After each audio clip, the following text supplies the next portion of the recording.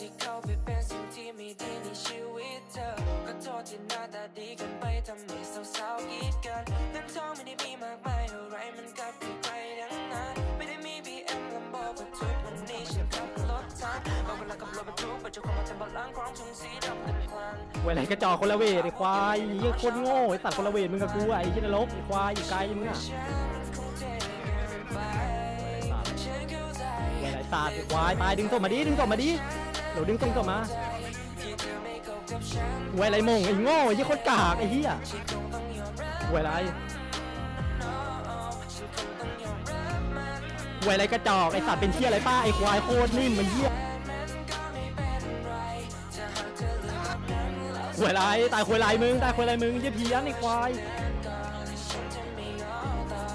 ควายตายสองไอ้สัตว์มาดิ